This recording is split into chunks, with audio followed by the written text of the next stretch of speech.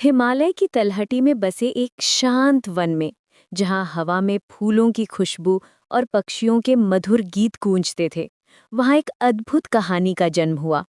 ये कहानी है विक्रम नाम के एक विशाल और शक्तिशाली शेर की, जिसका नाम सुनकर ही जंगल के सभी जानवर कांप जाते थे। उसकी दहाड़ सुनकर हिरण दूर तक भाग जाते और पक्षी डर से अपने घोंसलों में छुप जाते।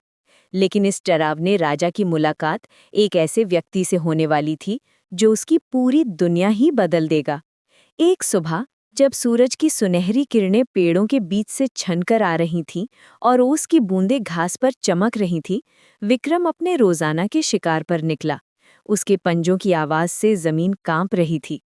अचानक उसकी नजर एक अजीब दृश्य पर पड़ी।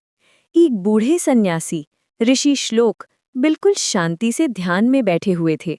उनके चेहरे पर ऐसी गहरी शांति थी, मानो वे इस संसार से कहीं दूर हों। उनकी आंखों में एक अजीब सा तेज था, जो विक्रम को बेचैन कर रहा था। विक्रम को ये बात बिल्कुल पसंद नहीं आई। आखिर ये कौन था जो उसकी अनुमति के बिना उसके राज्य में बैठा हुआ था? गुस्से से दहाड़ते हुए विक्रम ने कहा, है तपस्वी, क्या तुम्हें मृत्यु का भय नहीं? मेरी इस भूमि पर तुम बिना आज्ञा कैसे बैठे हो? क्या तुम नहीं जानते कि मैं इस जंगल का राजा हूं? लेकिन ऋषि श्लोक ने बिना डरे, बिल्कुल शांत आवाज में जवाब दिया, विक्रम, भय उसे होता है जो संचय करता है। मैंने तो स्वयं को प्रकृति को सौंप दिया है।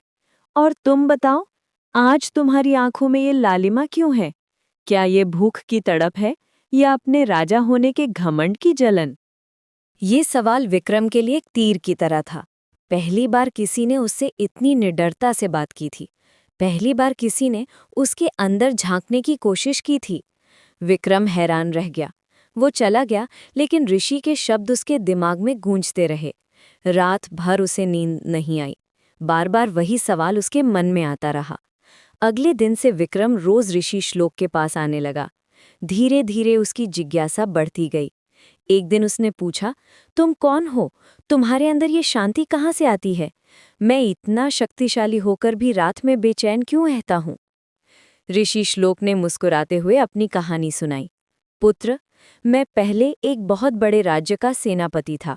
मैंने अनेक युद्ध जीते, सीमाओं का विस्तार किया, हजारों सैनिक मेरे इशारे पर चलते थे। लेकिन हर जीत के बाद मुझे रात में नींद नहीं आती थी। मैंने महसूस किया कि मैं दूसरों को पराजित करके स्वयं के भीतर की शांति हार चुका हूँ। फिर एक दिन मैंने अपनी तलवार त्याग दी और इस शांति की खोज में निकल पड़ा। विक्रम को ये बात समझ नहीं आई। वो बोला, लेकिन शक्ति तो प्राकृतिक है। मैं शिकार करता हूँ क्योंकि यही मेरा स्वभाव है। फिर मैं गलत क्यों हूँ? ऋषि श्लोक ने धैर्य से समझाया, नहीं, भूख मिटाना प्रकृति का नियम है, लेकिन शक्ति का प्रदर्शन करना और दूसरों के कष्ट में आनंद लेना अहंकार है। याद रखना, एक सच्चा राजा वो नहीं जो सबको डराए, बल्कि वो है जो सबकी रक्षा करे। तुम्हारी ताकत तुम्हारे पास इसलिए है कि तुम कमजोरों की मदद कर सको। कुछ दिनों बाद जंगल में भयानक आग लग गई। हवा तेज थी और आग तेजी से फैल रही थी। धुआं इतना घना था कि कुछ दिखाई नहीं दे रहा था। सभी जानवर भागने लगे। छोटे खरगोश, हिरन, गिलहरियां सब अपनी जान बचाने में लगे थे। विक्रम भी डर गया और भागने लगा। लेकिन अचानक उसे ऋषि श्लोक दिखे, जो छोटे जानवरों को सुरक्षित रास्ता दिखा रहे थे। वे धुएं के बीच में भी बिल्कुल शांत थे। विक्रम गुस्से से चिल्लाया, तुम पागल हो गए हो क्या? भागो यहां से, आग तुम्हें भी जला देगी। लेकिन ऋषि ने शांति से कहा, मैं भागा नहीं था, मैं तो बस तुम्हें ये सिखाना चाहता था कि जब संकट आता है तब राजा का दायित्व केवल स्वयं को बचाना नहीं, बल्कि असहायों को रास्ता दिखाना होता है। उस दिन विक्रम के अंदर कुछ बदल गया।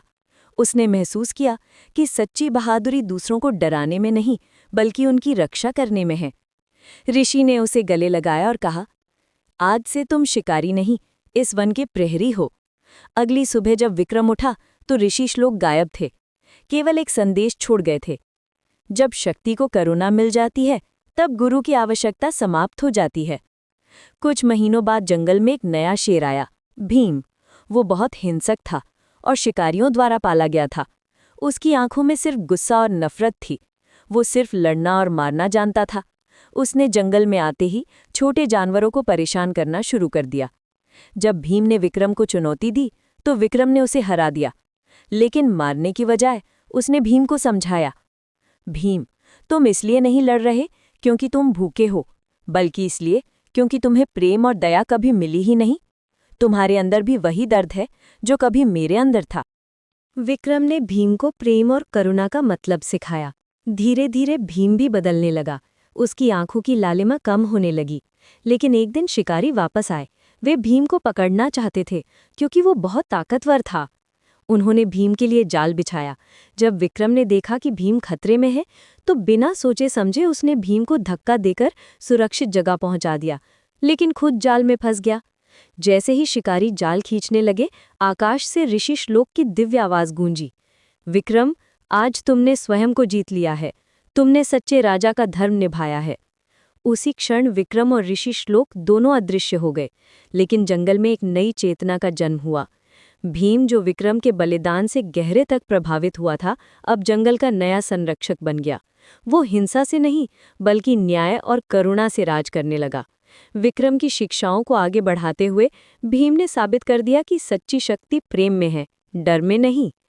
ये कहानी हमें सिखाती है कि असली बदलाव तब आता है जब हम अपने अहंकार को छोड़कर दूसरों की सेवा में अपना जीवन लगा देते हैं। विक्रम का रूपांतरण दिखाता है कि कैसे एक गुरु की शिक्षा हमारे अंदर के राक्षस को देवता में बदल सकती है।